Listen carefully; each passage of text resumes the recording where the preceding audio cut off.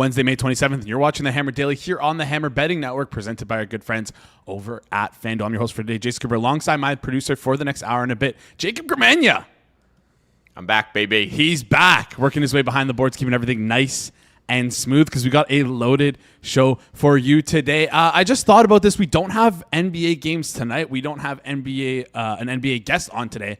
So maybe if you want some NBA stuff, if you have questions, send them over to Jacob because he's the NBA expert for today. Today I won't be able to answer. We got a loaded show for you today. Ryan Noonan's going to come on, tell us all about the Charles Schwab Invitational. I'm going to ask him the same questions I asked last week, just about how his approach might be different with LIV sort of running on fumes now. I know there's the LIV Golf Korea 2026 tournament happening this week, but the DP World Tour is going to be getting a ton of talent soon with LIV, like I said, running on fumes.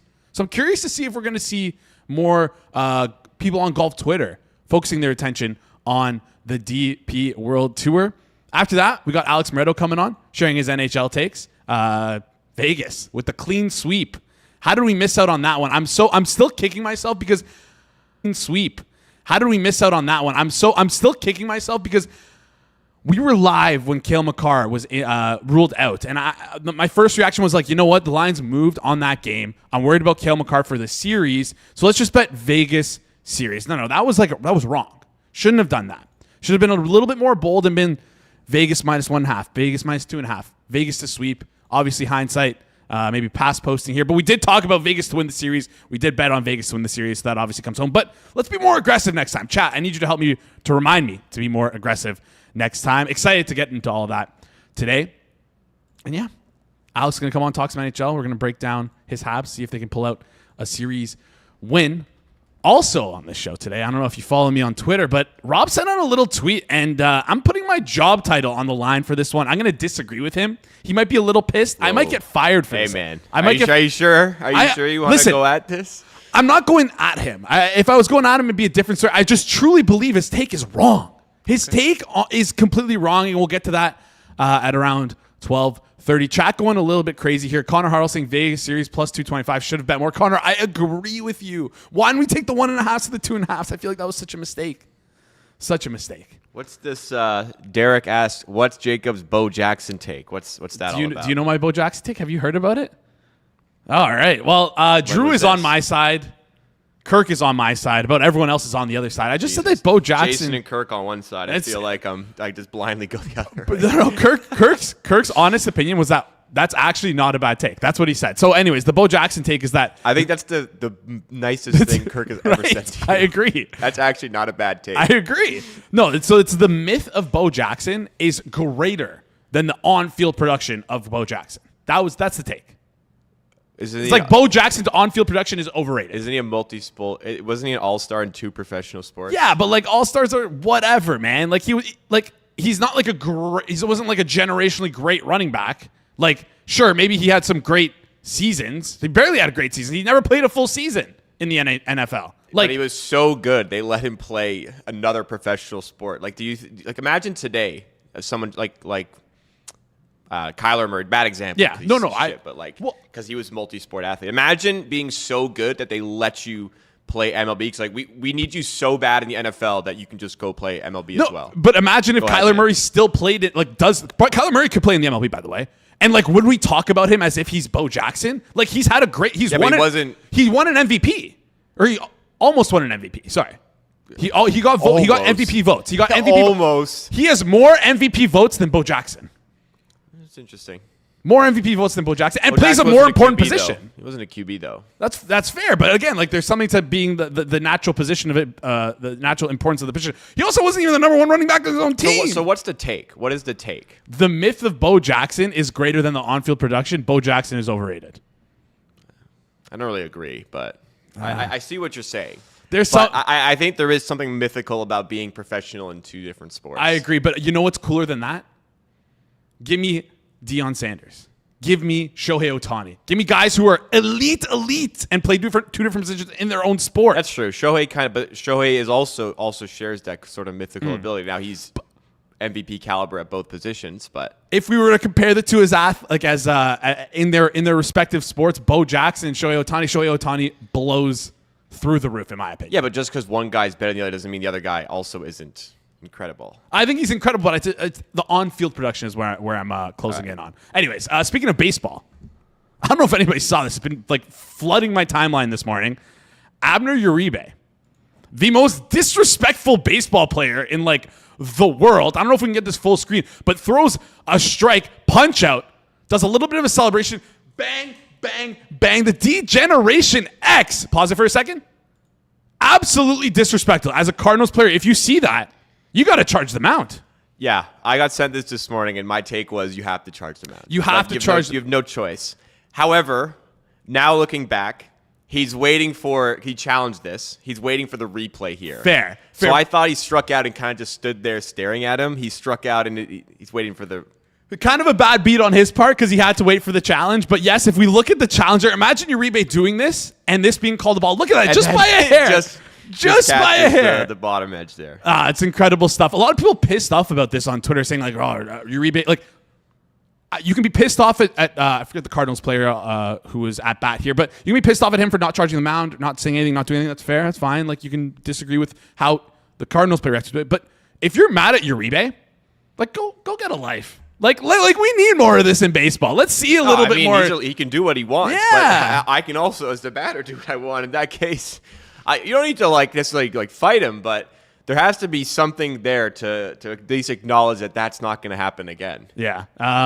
That's my perspective. That's fair. That's a fair perspective. I thought it was sick. I thought it was hilarious. I want to see more of that in baseball. Curious if you guys got that on the timeline as well. We're going to bring on Ryan in just a second here. Before we do that, I just want to give a quick shout out to our friends over at FanDuel because we got the Daily Dingers promotion for us here today. If you have any guys you think are going to hit a home run today, I want you to drop them in the chat down below because I'm curious to hear who you guys think, and I'll tell you who I think in just a second here because the Hammer Daily is brought to you by FanDuel. Baseball fans, MLB season is in full swing, and FanDuel is giving you a chance to call your shot with Daily Dingers. Join the action is easy. Just make your free pick on who's hitting a home run in their game. And if you're right, you get a profit boost to use on your next bet for a chance at extra winnings. It's just another reason why FanDuel is the home for home runs. This one's pretty simple. It's your guy hits a home run, you get a profit boost. So pull up BetStamp, pull up BetStamp Pro, find what FanDuel has the best price in market. Take that player to hit a home run, and then hopefully you hit a home run, get your profit boost. Are you ready to play your game? Head over to FanDuel.com/forwardprogress to get started. That's FanDuel.com/forwardprogress to opt into Daily Dingers and make your free pick on who's hitting a homer. Play ball and swing for the fences on FanDuel, an official partner of the MLB. Must be 21 plus and present in select states for Kansas and affiliates, Kansas Star Casino, or 18 plus and present in DC, Kentucky, or Wyoming. No purchase necessary. Opt-in required. Bonus issued as knowledge all profit boost token. Restrictions apply, including any token expiration and max wager amount. See terms at sportsbook.fanduel.com. Gambling problem? Call 1-800-GAMBLER, 1-800-MY-RESET. Call 1-888-789-7777 or visit ccpg.org/chat in Connecticut. Visit mdgamblinghelp.org in Maryland. Visit gamblinghelplinema.org or call 1-800-327-5050 in Massachusetts. Call 1-8778-HOPE-NY.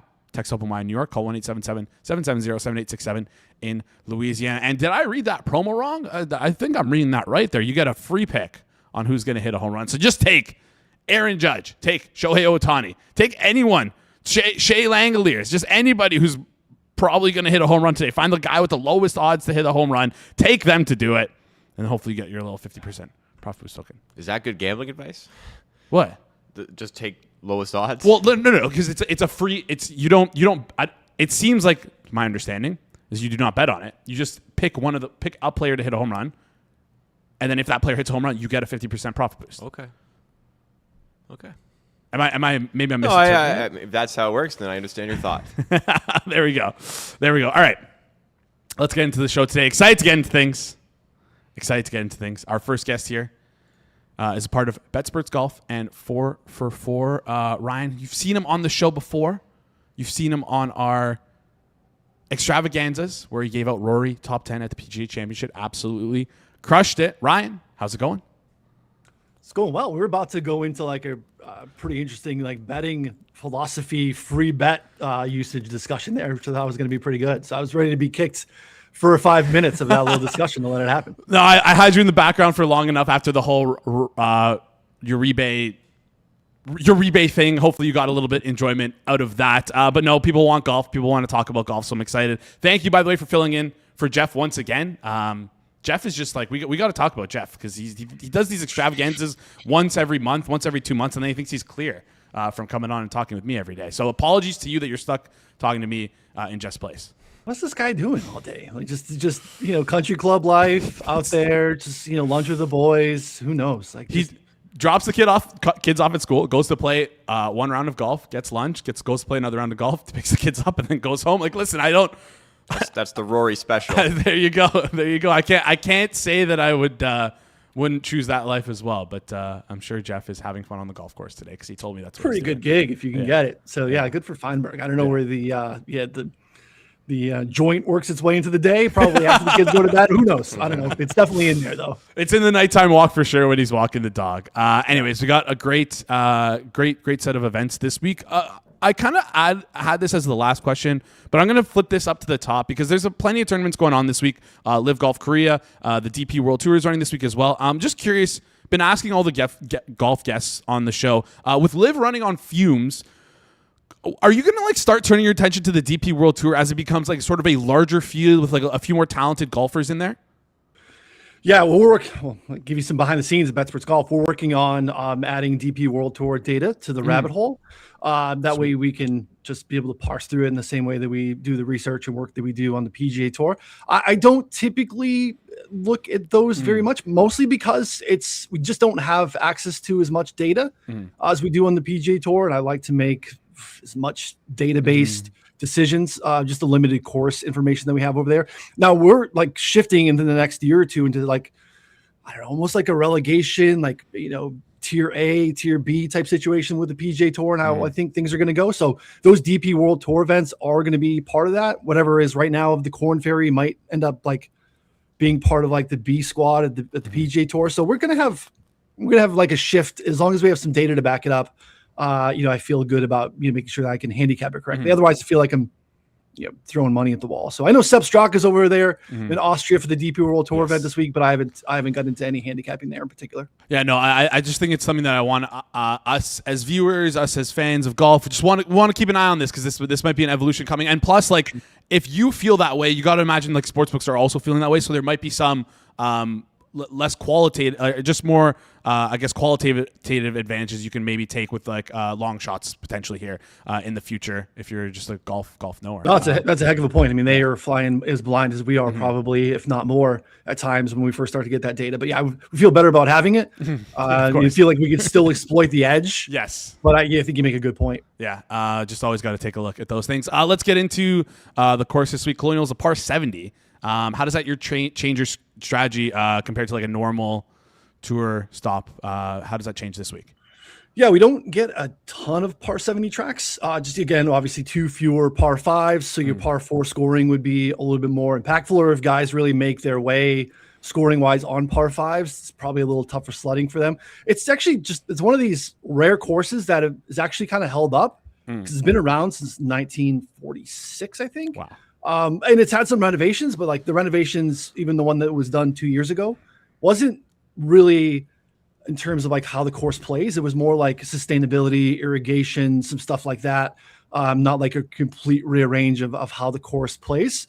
So it's kind of cool. We just don't have a lot of that. The way that technology, golf balls, driver heads, all these things have really impacted some of these old school courses that we haven't been able to play as much anymore. But Colonial's held the test of time. It has been kind of a positional golf course off the tee because of a lot of forced layups and dog legs and things of that nature. Now you've seen more and more guys use driver off the tee to apex height and carry, the tree lines and stuff like that. So I think guys that can do that will kind of continue to do that. It's far less of a less than driver positional course off the tee, which is, I think you've kind of seen some longer guys show up here that historically were never, doing anything here. But that's why I think why you've seen some leaderboards and some longer shots do well here as well, because of the nature of how those down the board guys that don't typically win with distance, guys that can be, all right, I'm going to find the fairways and just bludgeon you to death with fairways and greens and rag and hopefully drop some putts. Those guys have been able to hang at Colonial, where we've seen some of the distance guys kind of fall back a little bit. So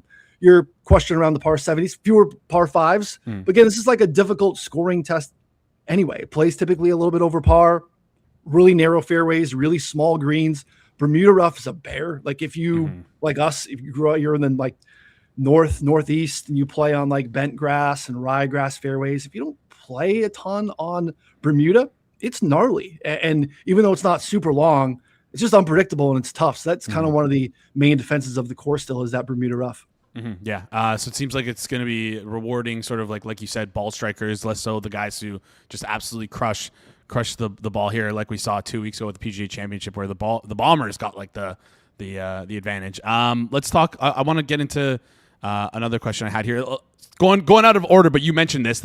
This event often produces plenty of upsets here. We've seen a bunch of like 60-1s and longer win over the past couple of years. Kevin Na, Daniel Berger, Jason Korak, Ben Griffin, some crazy long odds. Do you think we're in for another sort of, we'll call it upset week, where we see some longer odds towards the top of the board heading into Sunday? Yeah, it's a fun field, actually. We really haven't had this because we've been like just absolutely bludgeoned to death with like signature events and, mixed in with majors. Yes. So we just haven't had like these weeks, even last week where we had kind of a crap field, but we had Scotty, right? So we had to make like Scotty decisions with or without Scotty in the market. And that obviously, just kind of pushes everyone's odds down. This is like, we have Ludwig as a pretty sizable favorite. But like for the rest of it, it's like pretty open. We have a good like second tier. And it's, again, the nature of the course brings in a lot of the guys towards the bottom. So I do think it's a really good week if your nature of betting golf outrights in particular, knowing that probably we're not getting a lot of edge or EV betting outrights, knowing that is part of the game and, structuring your bet size. But I do think it is a nice week where you can comfortably go down the board and feel like you have some live runners on Sunday that are in like the 50 to 80 range. I think it's a really, really good week for it. All right. You mentioned Aberg at the top of the board here, plus 850 over on FanDuel. He is the talent. He's a great golfer, but the problem is like the last couple of events, it's just like he's been kicking around come Saturday, and then Sunday comes and he just lays an egg. Like he just hasn't been good on the Sundays here. What do you think his main issue has been when it comes to that? Is that just variance? Do you think he can have a good week and close things out on Sunday this week? Yeah, I'm not picking him to do so, but I think he can. I think we've lost the plot a little bit with Ludwig. Like, I know he's not young compared to like some guys when they come up and they're a little bit younger. Like he's 26. He's been, even though he hasn't been around a long time, he's still relatively like doesn't have a ton of experience. He's been really good on Sundays. I think then there's been a couple of times we had like some blow up holes. The Players was a big one, right? We went in and found the water twice there. Kind of around the turn, and that was bad. But you look historically, like the last 12 months, Sundays round 4 is his second best round on average. He gains like 1.5 strokes on the field. We've had some like ill-timed bad shots here and there, but overall, I just kind of think it is selection bias and variance. He's been inside the top 10 and 6 of his last 7 starts. Like he's just kind of always around. And that's annoying if you continue to go to the well on him and he's around and doesn't close. We start to like punish a guy for that in a way. Like, he can't get it done. It's like, well, he's always around. Like it's really when we're betting outrights, obviously if you're betting at the top of the board this week for him at 8-1, you want a lot more than him just to have a chance on Sunday. But like realistically, that's all you should be doing. If we're trying to give us like, we want runners on Sunday. Yeah. He's probably there again.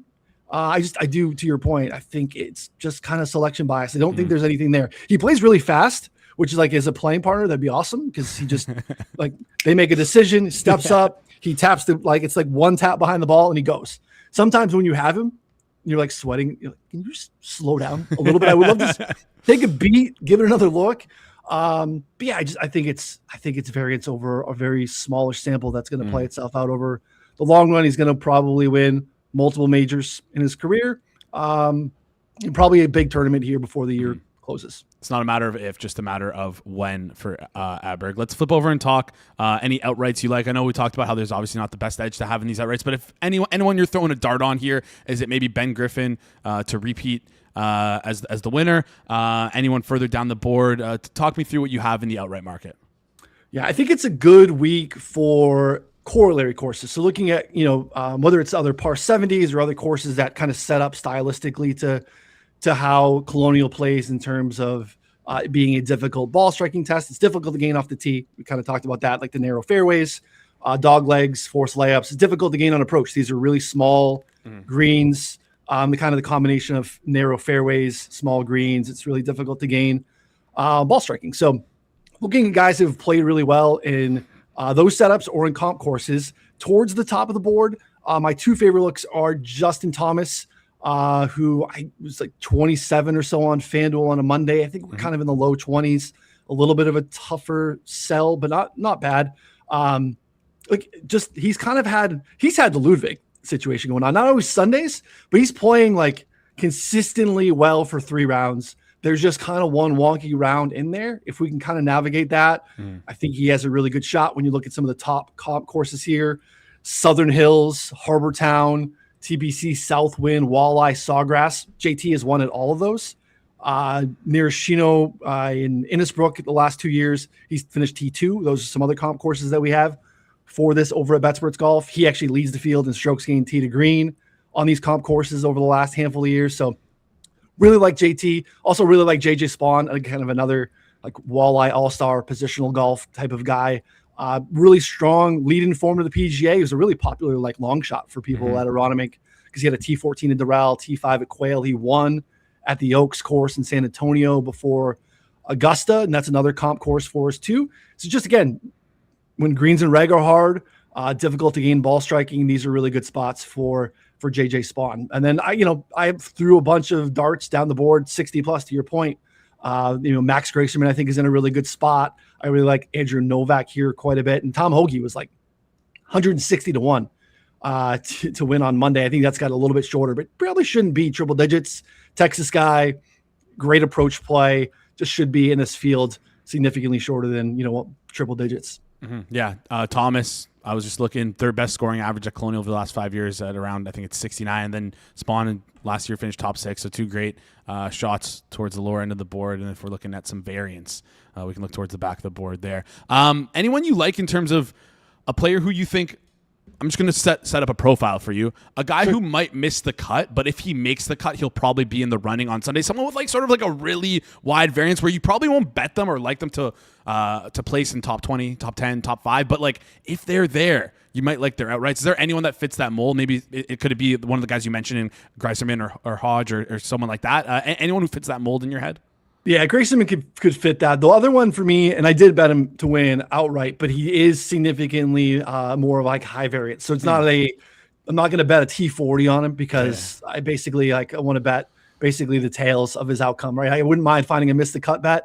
But Tony Finau, he's got some surprisingly good Colonial history outside of a miscut in 23. He's finished T35 or better in 8 of the 9 starts here. He's got 2 top 5s here. The putter is basically a disaster for the most part. And we see him like tinkering every week on the like putting greens and practice rounds with different setups and stuff. The approach has been pretty solid. He's gained in 5 of his past 6 starts. He's going to need to carry that over this week. I think finished T6 last week in a spot where you needed to make a ton of birdies. So that's really encouraging here. So not going to have to make a ton of birdies at Colonial. You just have to, grind pars, pick your spots, keep the big numbers off the card. So he's like 75 to 1 to win.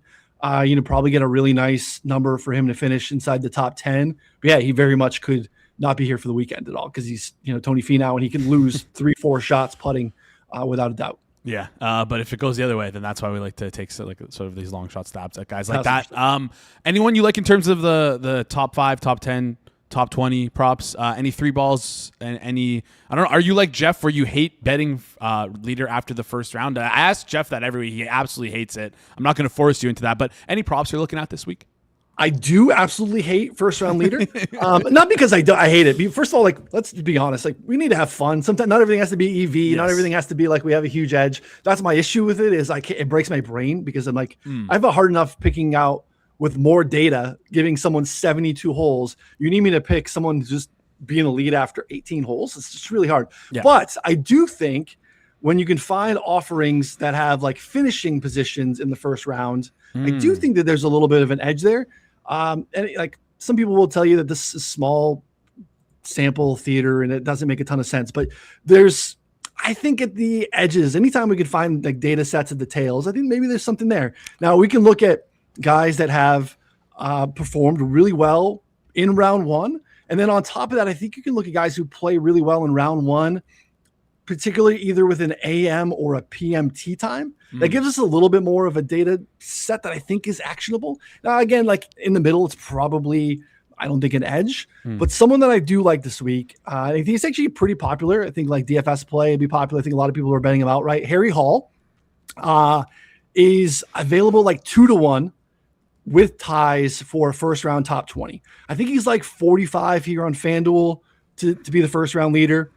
Knock yourself out. I mean, first of all, you get dead heat rules too. That would piss me off. Like, I land the plane on the first round leader, and I got to share it with a bunch of other guys. Like, it's getting chopped down. Yeah. So just give me top 20 with ties. Harry Hall, who is like 2.5 shots better in the AM in round 1 over like the last 2 years. So a pretty decent sample size of him being like significantly better. He's got a 7:30 tee time. So 2-1 Harry Hall, top 20 first round. First round to Harry Hall, top 20. And like you said, for those DFS freaks out there, might be a popular pick. So either you take him or you fit. I have literally no idea how to play. Showdown play if you're a showdown person too. Yeah, there you go. Great call. And anytime someone mentions dead heat, I always have to bring up the one time where there was a sports book out there just not calculating dead heat correctly, and I was able to hit like a dead heat on four different individuals and ended up winning the full amount for all of them. So that was one of the most legendary wins of my life. Way early on in my betting career.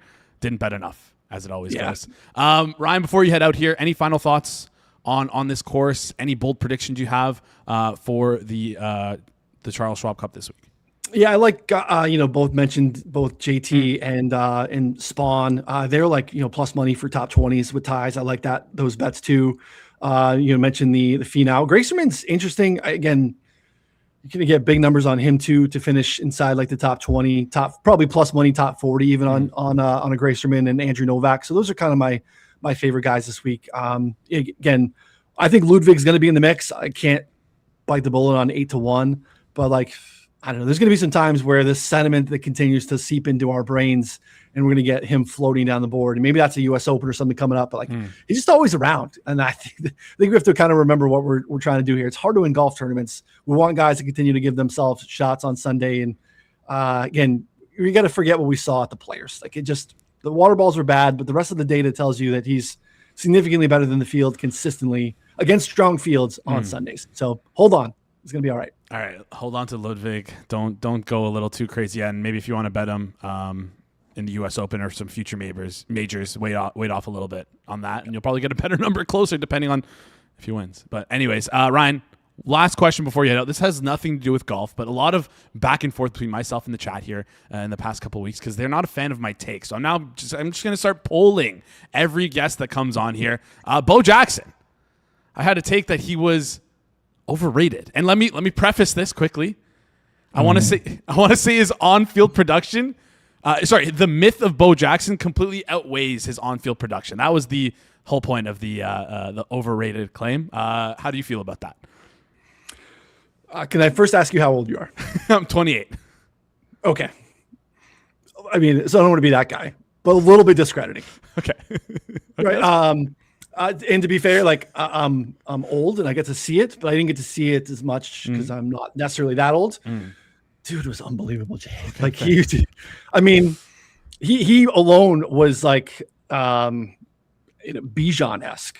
I mean, he was such a dude in the backfield, and the fact that you know what? Also, I'm gonna like play center field and hit leadoff and just fucking hit piss missiles all the time. It was pretty wild. And he, because wasn't old enough to watch his college stuff.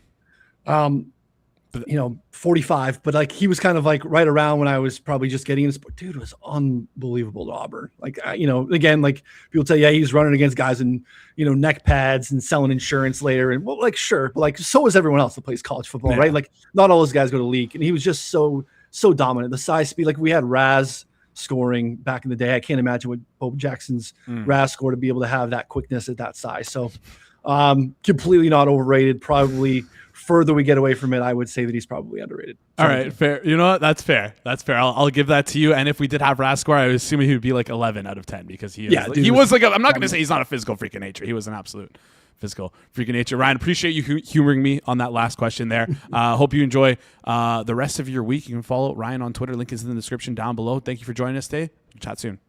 Anytime. Thanks, guys. Have a good week. Great stuff there from Ryan Noonan at Rye Noonan on Twitter, RYNOONAN. Make sure you give him a follow. All right. I'm like 1 for 3 on the Bo Jackson stuff, but I think I'm going to dig my heels in. And honestly, Joseph, I see you in the chat thinking about changing my avatar to Bo Jackson, so y'all got to see it. Do it. I dare you. Do it. Anyways, I know some of you are watching this show live right now here on YouTube. I know Joseph is in the chat. But if you're not watching this on YouTube and you're listening to this after the fact on Spotify or Apple Podcasts, do us a huge favor. Rate and review 5 stars. It goes a long way for us in the algorithm on Spotify, on Apple Podcasts. It lets the algorithm know, hey, I like this. So the algorithm looks at you and finds people like you, suggests it to them. So do us a favor. If you enjoy the content, give us 5 stars. If you think we deserve 4 stars, that's fine as well. Just give us a rating and drop your comments in the rating as well. Helps us out a lot. All right. Let's get into, we're going to bring on Alex in just a second here. Just want to take a look at the chat. Connor Hartle asking, was it Herschel Walker or Bo Jackson who did MMA fight? It had to have been Herschel Walker because I feel like we would have heard about Bo Jackson. I don't know. In an MMA Herschel fight. Walker's pretty famous as well. Yeah. Let me see. That is hilarious stuff here. Oh man. Herschel Walker competed in professional MMA, holding an undefeated record of 2-0-0 as a heavyweight. Let me see opponents. That is insane. Well, I mean, he see fought holy smokes. Greg Nagy. I don't know who that is. And Scott Carson. Two tin cans, but guy was absolutely ripped.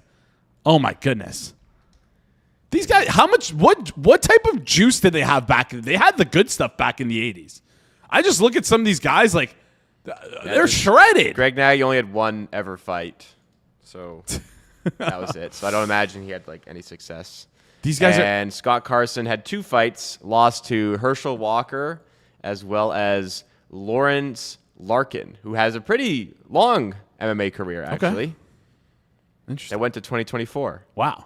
All right. So I'm sure MMA guys would know more about that than me. The juice they had in the 80s was absolutely insane. Like, it does not hold a candle to like the stuff we have today. I don't know what happened. To it. Maybe anyways. How ripped guys were? Yeah. Go look at Herschel Walker. Go look at his MMA debut. He looked insane. Looked absolutely that was insane. 2011. It's possible that being completely ripped is not optimal to like athletic performance. That's true. Which is maybe something that's been more relevant these days, but I'm not sure. That's I'm fair. Kind of talking to my ass, but I would suggest that's a possibility. For MMA, it's definitely true. I was going to go on a little bit of a tangent here, but like the way that your body your endurance falls off faster, the less body fat percentage you have, your endurance falls off a lot faster in MMA, and the lactic acid buildup is more. Anyways, there was a research done on that many years ago. I read it. If you're like just shredded, like you might be dehydrated. Yeah, exactly. All right, gonna bring on Alex in just a second here, but I am going to put my job on the line with this first. Oh yeah, we're gonna bring up a tweet from Rob. Are you sure? How about this? We'll let the chat decide if I come up with a good counter argument to Rob's points here, because I think he is flat out wrong. Listen, would I go head to head for 162 days to go head to head against Rob about his hockey opinions? Like, no, I would lose that. I'm fully aware that I'm going to be losing that 10 times out of 10. But one time, in this instance, I actually was Miracle on Ice. I think he's wrong. Yeah, we'll call it the Miracle on Ice, because we'll bring up this tweet here. It's a little 3-parter, and we'll break it down each separate part. It's just generally about Vegas. You know how I've been feeling about Vegas? I've kind of been in between, but the biggest part about me liking them versus Colorado was obviously the injury to Makar, obviously the injury to McKinnon last game, not playing at 100%. Helped me out on Vegas quite a bit. We lost at 2.5 last night, which is also brutal, by the way. We were in the right position for that to win. Anyways, let's get into Rob's tweet here. He said, pretty crazy how fast playoff opinions can move. Vegas got outchanced by Anaheim in round 2, 48% expected goals, 4 over 6 game. Needed 6 to beat Utah in a series where their peripherals looked fine, but the eye test was rough. Now they sweep Colorado, and they're a juggernaut. All right, I just want to break this down a little bit because, yes, they did get outchanced by Anaheim, but if we go to natural stat trick and head over to 5-on-5 score and venue adjusted expected goals for, it was 49.22% for Vegas. So, yes, they lost, but like by the slimmest of slimmest margins, okay? It's also not taking into account that Vegas has probably, on paper, one of the best special team units on both sides in penalty kill and power play, not only on paper, on the ice. They were a top 5 expected goals for percentage team in the season. This is not something that just come out of nowhere. They were a good team this year. The reason why they weren't, though, their biggest issue, they were second last in save percentage in the league this year. Now let's think, what's happened during the season that could have changed where maybe like we should make an adjustment on this team based on their save percentage. Akira Schmidt started 34 games for them. Carter Hart in this playoffs, it looks like he's becoming a competent goalie. He had a 2-year layoff. He didn't look great in his 18 games in the season, but as time has gone on, he's looked a lot more comfortable in the net. So that's like one thing that's pretty massively changed about this Vegas team. Rob said, remember, this is also a 39-win regular season team, same number of wins as San Jose. 6 non-playoff teams won more games than Vegas this year. They're a different team under Tortorella. Let's pump the brakes a bit before crowning them. No one's crowning them. I don't think anyone is crowning them. And we can go take a look at the odds on FanDuel right now because FanDuel has hypothetical series. Carolina is minus 186 versus Vegas. I don't think anyone is calling them a juggernaut, but I think to take away credit from how good this team has looked, I think is the wrong thing to do. And I think Rob is wrong about Vegas. If you look at their regular season, like I mentioned, horrible in terms of save percentage, top 5 in expected goals for, and they were also hurt for majority of the year. This team is different in the playoffs. This team is different. And I think it's fair to say that. Carter Hart's been great for them. Their power play's been on fire. Their penalty kill has been solid. If we just look at the numbers, their penalty kills was good all year, power play was good all year, and it's just been about the same in the playoffs. On top of all that, they hated their damn coach in the season. With 9 games left, they fired him, brought in Tortorella, and Tortorella, I don't know if he's reshaped the team, restructured the team in terms of style of play, but he's got them all to buy in. And I think there is a big difference to what we saw on the Vegas team during the regular season to the Vegas team in the playoffs. And when you bring in a new coach, 9 games left in the season, there is going to be a growth period. And I think we saw that growth period early on in the playoffs. It was 9 games left in the season, dipped into it a little bit in the playoffs. But when they hit their stride, this team looks really, really damn good. And I don't think it's a farce to say that minus 186 versus Carolina. I don't know if that's right. Anyways, going to bring on Alex in just a second here. I just want to quickly talk about Tortorella, who has the opportunity to also do one of, if not the coolest things ever. Come in, 9 games left in the season as a head coach, win the Stanley Cup, and then just walk off as if nothing happened. I'm pretty sure he's only signed for 1 year. He's only in for 1 year there. You win the cup, you got to keep going. No, you got to walk. The problem with Tortorella is that, and I think he knows it as well, you can't. It's tough to play for a full season under the guy. You're going to hate his guts by the end of the year. But in like a 3 months, die a hero or live long enough to become the villain. He's been a villain for long enough. Might as well walk off in the sunset right. as long as fair enough. Should be a lot of fun. Let's get into our second guest here. Curious to hear what he says. I know what side he's going to be on. Even he likes his job too much to want to disagree and agree with me here. He's the director of content over at the Hammer Betting Network. He's a biased Habs fan. Alex, how's it going? I almost responded to Rob's tweet this morning as well. Right? It's I just didn't have the energy. I'm just like who wants to like write a novel and respond to it? I'm like, we got a platform to do it. We'll do it right now. And I'm glad you brought that up. I think I tweeted this, and then the problem is I went to the replies and I saw like the top reply was muted. I'm like, who is this? I clicked it. I'm like, it's Jay Fresh. Fuck. And it's like the worst person made the greatest point. I'm like, shit, we're on the same side. But like, I agree with him. He's right about this. Like, I had this take before I even saw his tweets. It's like, I think did not see the Jay Fresh reply. So what was it? It's essentially along the same lines of what I said here. It's like they were a good team in the season. They just kind of got unlucky with PDO. Yeah, I mean, forget Jay Fresh. How many times have I talked about said that yeah. on the show? I said when they fired Cassidy, I'm like, that sucks for Cassidy because this team has been playing good hockey all year. Like, they just had terrible goaltending. Their shooting percentage was in the gutter for a while. I can't stand the, Twitter heroes going on. And, Rob didn't take it to this extent. A lot of, I feel like it's a lot of bitter Leafs fans a little bit, too. Just going on, let's not forget that, Vegas is the worst team to ever make the Cup. 39 wins. This team sucks. Who cares? Who cares? Colorado won, 1 million games, and look where it got them. The regular season, how have we not got to a point yet where people can like realize the regular season doesn't matter? It matters to get in, but like how many teams prioritize the regular season now? If you're like a team that hasn't made the playoffs consistently or like doesn't have cup aspirations, the regular season is very important. A team like Montreal this year, a team like Buffalo, these like up and coming teams who are like the playoffs are not a given for them. You look at teams like, okay, obviously Florida this year is not the best example, but Tampa did not prioritize the regular season. Like a lot of these teams don't need to prioritize the regular season. Vegas obviously did not either. Edmonton definitely hasn't. That's why before the season we played those like under point totals and to win the cup, because like that is very much a thing this day and age. Vegas was in a terrible division. They did not need to play balls to the wall hockey in the regular season. They're a little bit of an older team as well. That reflects on their record.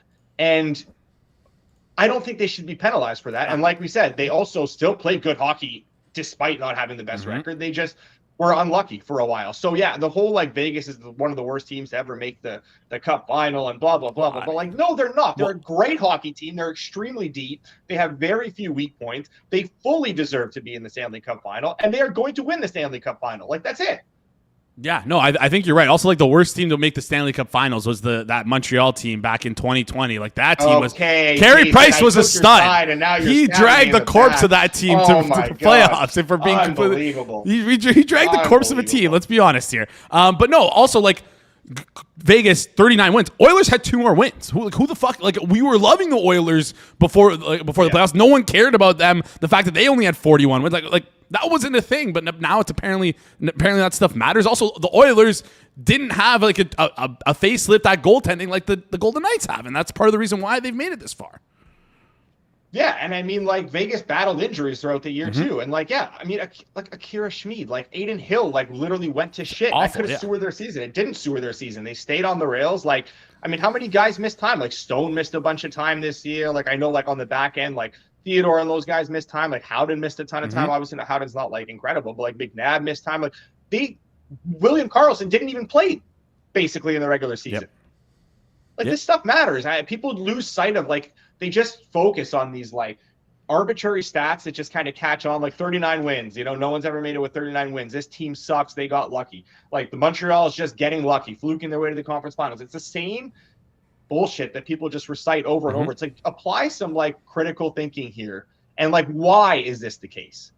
And no one wants to do that. They just want to like this catchy, you know, I don't know if it's I don't think it's rage bait. I think it's genuinely just people believe it's some cope of this stuff. But like it's cope. Fully cope. That's what it is. It's cope. Get over it. I'm not saying Rob is coping with this tweet. I think there's some credence. No, Rob I want to separate that. Rob's tweet was fine. I didn't have any issues with Rob's tweet. I did have issues with it. Was like I just disagreed in that like Vegas Vegas is peaking at the right time. But I think Vegas is just still playing good hockey. They just got healthy and they've just now the results are that should have been coming all along are coming now. So like he's not like bashing them and saying like they don't deserve to be there and all this stuff. There's a lot of that's out there. He didn't take it to that. Yeah, level. But they also like all year were like Colorado is like a juggernaut. Colorado's an incredible team. They did just sweep Colorado too, which they deserve.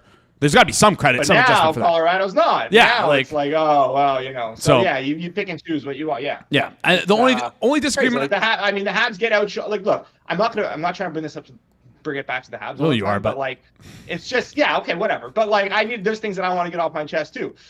The Habs are the luckiest team. You know, Vegas is so lucky to make the Cup final. This team isn't very good. 39 wins. Montreal is like the luckiest team ever to reach the conference final. Look at that, 9 shots in Game 7. Okay, against Tampa, sure. What about the fact that they shouldn't have even got to Game 7? What about that they were the better team through 6 games and dominated Game 6 and lost in overtime?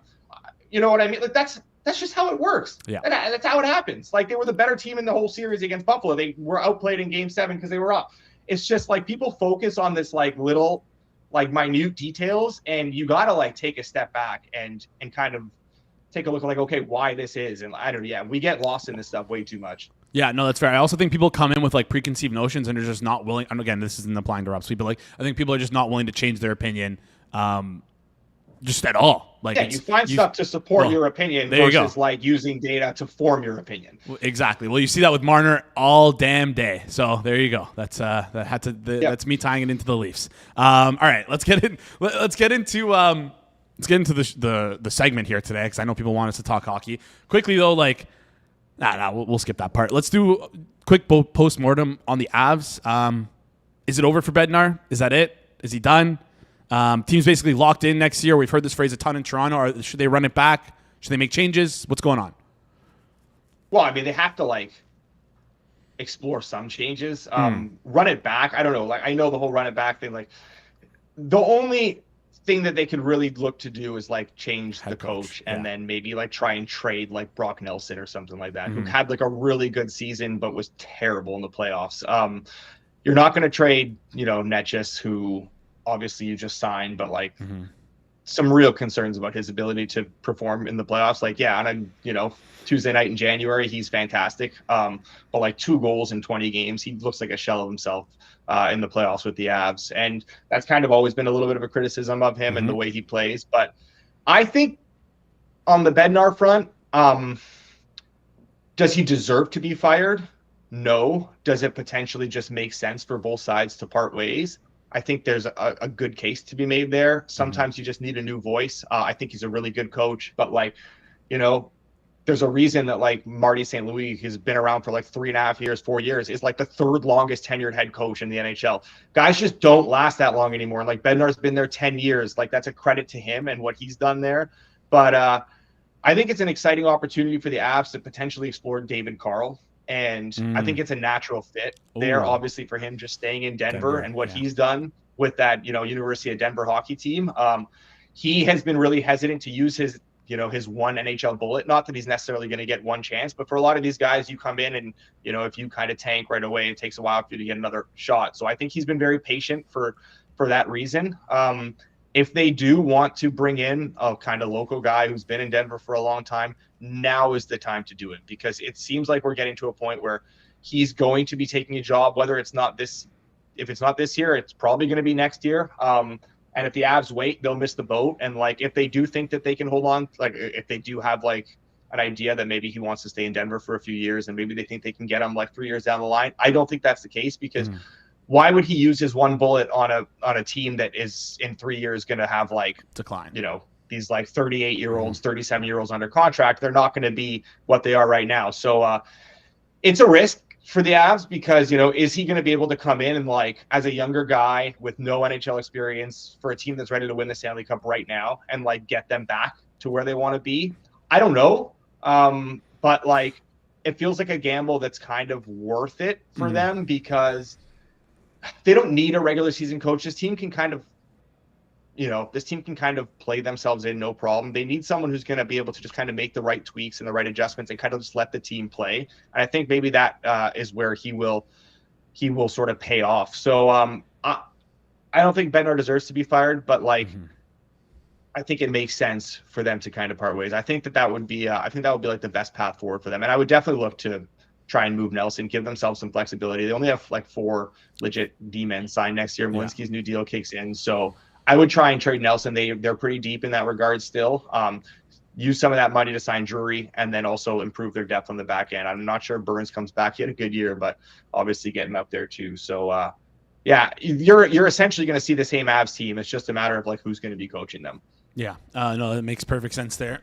With the Avs, it's their best move. It maybe the only move really if they want to make change to move on for Bednar. But is change always good? Also, like, not to bring this back to the Golden Knights, like love how they just not. I don't know if this is a great word. Loyal to everyone. They're just willing to make changes to feel like if they feel like something needs to be done. And it's like that's how they've been able to get sustained success for this entire time. They've made the right moves at the right time and not been afraid to do what's best for the team at the expense of an individual. Yes. And we're a little bit away from this conversation. I don't want to like start, knocking Vegas down right now. They're about to go in the Cup final, but like this is their best chance to win it. Obviously, I mean, they're in the Cup final, but like even that aside, like even coming to the playoffs, like you look at it, it's like this was their chance really, because they have some very difficult decisions to make this summer, and the cap situation is not great. Like obviously Dorofeyev needs to be paid. Anderson's a UFA, and like they have like a lot of money on the books. So I'm not exactly sure what they do here, but I mean, if they win a cup, I don't think they'll really care. Yeah, no, they definitely won't care about that. They'll definitely figure things out as they go. Let's talk about the got about 10 minutes left here. Let's talk about the Habs and Canes matchup tonight. But like quickly, you want a Game 3 recap. I think the Canes are getting a little bit too much credit here. This series could currently very easily be 3-0 for Montreal. And I don't think anyone would be shocked at that result. 2 games going overtime. We were balancing on a knife's edge for both of those games here. They did get a little bit more outplayed in Game 2 than Game 3. Talk to me about what you saw Game 3 in this entire series. Yeah, could be 3-0. I think that would be extremely unfair to Carolina if it was 3-0.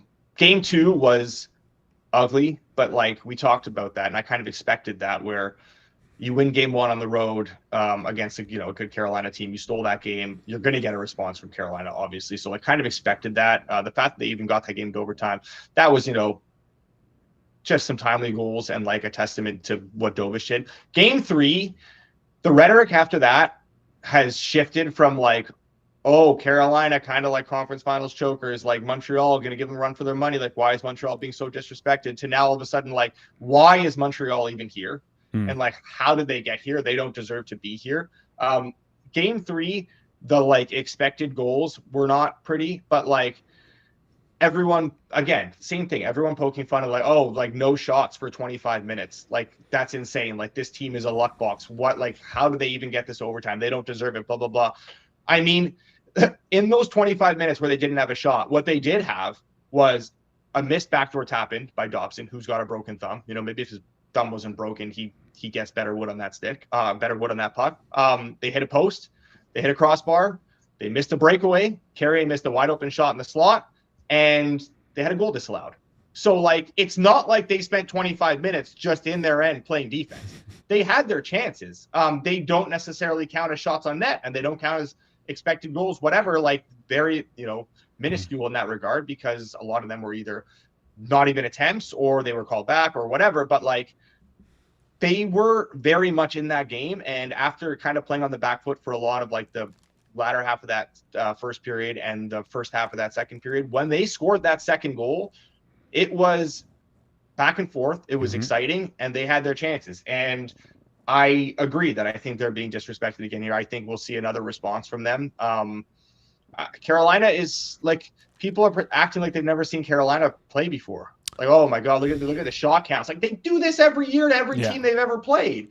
This is what Carolina does. They did this to Florida. They still outshoot teams like this, but they don't have the goaltending. They don't have necessarily the talent up front to like convert. Like, look how many shots they've had in this series, and how many like chances they've had in this series, and how many goals they have. Yeah. This is what they do. They struggle to convert on their opportunities, and especially now with the top line has been like Aho and Svechnikov has been awful. That line has been brutal. The Stankoven line is not scoring like they were. So you're getting like important contributions from the fourth line. And I think that's been the big difference so far. Whereas like, obviously, Anderson scored 2 goals in Game 2, but like for the most part, the Habs' depth in this series that had helped them a lot when their top line was struggling early on. That depth is now getting kind of caved. And it's the Suzuki line. That's the only line that's been over 50% expected goal share and Corsi share. So the top line is starting to play well, and they're starting to produce, but now the depth is starting to kind of falter a little bit. So they need to maybe make some tweaks there or something. But there's not, despite like how the games have looked on paper, there's not a massive gap between these two teams. Yeah, no, I agree. I think the only criticism you could see is the Habs running out of gas, but I don't think that's. Yes, they're definitely getting tired though. Like you could see like Hudson makes an uncharacteristic giveaway, and I mean, does he get elbowed in the head like 30 seconds earlier? He absolutely does. Are they going to call that in Game 3 conference finals overtime after they just let the clear trip and the too many men go? Absolutely not. So like it is what it is. But like, yeah, he Carolina's the first team that's actually like been able to get to Hudson. I think Tampa tried to kind of get to Hudson a little bit. Buffalo definitely tried to get after Hudson, but he's so hard to hit. Like he's so good at going back and getting the puck and like making a quick play, or even like if he knows that like he's going to get there kind of at the same time as you, he'll let you kind of get there and like use his positioning and kind of dispossess you. He's very good at avoiding contact. I think that has not been the case in this series, more so because of fatigue than anything else. Carolina's not necessarily doing anything that different, especially to Buffalo, who's also like a good forechecking team and like to get pucks in deep. I think that's where the fatigue is kind of showing, and that like he hasn't been able to sort of avoid contact as much because you're just like a split second late to making that play and then kind of getting out of the way. So yeah, is that wearing on him? I think so. We saw it on the overtime goal. Like, I'm not gonna, that was a bad giveaway. And I think that's where it's kind of coming into play. I think maybe the depth a little bit too, but I don't think they're like out of gas to the point where, this is going to get ugly either. Yeah, no. Also, if we look at this game coming up tonight here, one of the sharper books out there, minus 147 for Carolina, Montreal plus 132. We've seen Carolina sort of get money since open at around 10K limits right now. So I don't know if I want to shove my face in the market, but I might have to at that plus 132. Feels like a little, like we said, a little disrespectful towards this Montreal team. And I will play devil's advocate here. This Carolina team is slightly different from previous years in that the second line is a lot better at actually finishing their chances. Maybe that's just like a small sample of what we saw over the first 8 games of their playoffs. But like throughout the season, just thinking about a Blake, Stankoven, Hall line, that's like a line that can actually score. Whereas in previous years, they really haven't had as much talent there, even though those guys were playing. But still, they're like 1 year better. Anyways, if you had to pick a side or total for this game, I assume you're taking the Habs.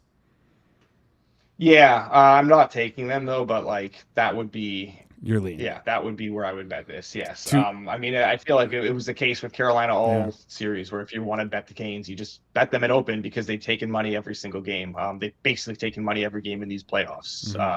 A little bit, like not so much necessarily early on against Ottawa, but that ended quickly too. So I mean, the market loves Carolina. The market's always loved Carolina. They're going to always love Carolina. And as you can see from those look-ahead Stanley Cup Finals prices, yeah, there's no shortage of Canes love, that's for sure. Yep.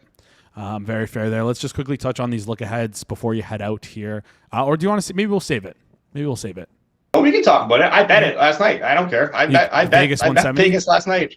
They were like 180. It was crazy. Crazy. Yeah, I got 180. I could only get so much, and yeah, it obviously moved overnight. I was able to get more this morning, like plus 162. But like plus 1.5 games, minus 130. Plus 152 is fine. Even this is a nightmare matchup for Carolina. Where like, well, they're going to be tired like too. Death by 1,000. Yeah, well, I don't know if they're going to actually be tired. I mean, they still only played like 8 games before this. And like, but for me, the thing is like Carolina's like death by 1,000 cuts, and they'll bludgeon you with their depth, and they're going to roll those 4 lines, and they're going to get bad matchups because they have kind of 4 lines that are able to play the same style. And, most teams can't do that. Like Vegas can. Maybe Vegas doesn't have a great 4th line, but like their 4th line is serviceable at least, and their top 3 lines are very good. Yes. I mean, they have a lot of depth, and they're going to be able to counteract that. They're extremely deep down the middle. Very good, obviously, on the back end, and like Hart is better than Freddie, and it's just a nightmare matchup for Carolina. Like Vegas, a team that can actually take advantage of their chances to good penalty kill. Like this is, I do not see that ending well for Carolina. So I love like Vegas Cup stuff right now. I have a hard time seeing Carolina. Obviously, Carolina's a very good team, but I have a hard time seeing Carolina beating Vegas in a Cup final series. Yeah, I wish we can get alt spreads on this Carolina Vegas series, but it's not available right now. All it's available is total games and series spread, but Vegas is the plus 1.5 there. Montreal. And to FanDuel's credit, I think they're the only place that I've seen that's posted hypothetical Cup Finals matchups too. So they're the only place that you're able to bet it right now. Respect to them as well. They're taking like I think to win like 5,000 on this stuff, so it's like not insignificant money there. Like still pretty decent that you can get down on this stuff. So yeah, Discord was all over it last night too. Vegas against Carolina. It seems a little odd here. Quickly, Vegas Montreal. Vegas minus 137. Is that about right? If Montreal came back and won this series and that was the Cup final, Vegas would close a lot shorter than they would not be minus 137. They'd be a lot shorter than that. They'd be like in the minus 150s, minus 160s range, for sure, at least.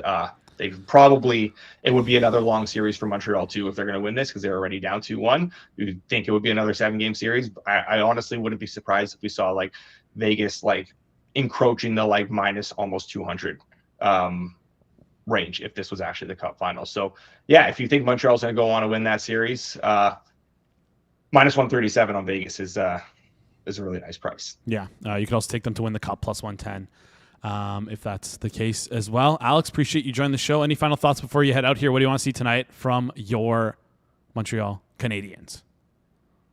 Win. I would like to see a win tonight. That would be great. You know what? Keeping it simple. I like it. You can follow Alex on Twitter at Alex J. Moretto. Alex, appreciate you coming on the show. We'll talk soon. Yeah, see you, Jason. Great stuff there from Alex, as always. That's it. Oh, wait. Is Alex still there? Shit. I was supposed to ask him what. Do you know what the Hit the Books video is coming out today? I have to edit it later, but I don't know what it is yet. All right, keep your eye. There's something coming. If you want some college football action, keep your eye. We got Hit the Books video dropping. Let me take a quick peek at my messages. It says today 5 p.m. Eastern time. So they'll be discussing some stuff that has to do with college football. Probably talk about some conference previews. Break that stuff down. Hashtag Here the Hab. Appreciate everyone in the chat going forward. I saw this earlier in the chat before we head out. And I think I'm going to add this to the late edition for the dog of the day. And I have no handicap for this. Thank you. I trust Derek. I trust Jacob. We're going to head over. And we're going to, let me just make sure I have the tournament right here. We're going to head over to the Premier League of Darts. We're going to go to Premier League Darts odds. Premier League. Premier League. We're going to outright take Luke Littler. I don't know for what tournament, what this is, but Luke Littler minus 125. We're still getting him as almost a pick here. Yeah, so Luke Humphreys, who is the second best player in the world, really arguably the only player who can compete with Littler, has had a really, really good last few weeks. And I think that's brought Luke's number down a bit. Littler, they're both Luke, down to minus 125. I've seen it at those minus 110. But I'm on Littler here, as is Charles, who was in the chat earlier. Sorry, maybe it wasn't Derek. It was Charles. But yeah. That's not a dog, though. He's... Well, you know what? Just pick of the day, whatever. Close enough. Futures betting. I bet it. I have bet this. Yeah. And I was very happy to see that. I'm very happy to see this price here. Yeah. We'll see. Littler's playing Price in the semis. Price can handle him, but Price has always shit his pants every time he's come close to beating Littler, and Littler's just another animal. This is too short for Littler in 2026. I will say 2 Lukes. Betting on darts is a little confusing because there's 2 Lukes and there's a guy named Price. I'm like, what are you talking about? The Price is Gerwin Price. Yeah, Gerwin Price. That's his opponent. I'm like, all right, what are you talking about with the Price here? Semis. Yeah, there we go. So this is the Premier League of Darts. This is one of the majors, a non-ranked major, and this is the playoffs. All right, we love the PLD. Luke Littler, Pierre-Luc Dubois to win. Anyways, minus 125, we're taking that today. So that Hit the Books video, by the way, is going to be, does the CFB need a salary cap? Interesting stuff there. Yep. Probably yes. 5 p.m. tonight. I'll summarize the video, yes. Well, we'll see what they say. I haven't seen the recording yet. No, obviously going to be tuning into that later tonight. Also, you know what? Like, I got to give something else out other than like Habs to win, Vegas to win, which I've really given out the last week. It's like, I got to do something different here. Anyways, appreciate you guys tuning in. Shout out to our 2 guests who came on today. Shout out to Ryan Noonan. Go follow him on Twitter at R-Y Noonan. Shout out to Alex. You can follow him on Twitter as well at Alex J. Moretto. You can tweet at Rob and tell him why he's wrong for that Vegas take if you agree with me. Or you can call me an idiot. Quote tweet my tweet to Rob. Call me an idiot on Twitter. Either or is fine. Just want to hear your opinions because I value you guys. I value your opinions. We currently are sweating. Is it Voyer? We got a tennis sweat going on against the Joker right now. Let's hopefully we can bring that home. Appreciate you guys tuning in. Shout out to Jacob keeping things smooth. Shout out to you guys in the chat. Being crazy freaks as always. Love you guys. That's it. That wraps up today's show. It's Wednesday, May 27th edition of the Hammer Daily here on the Hammer Bend Network, presented by our good friends over at FanDuel. We will see you guys right here tomorrow.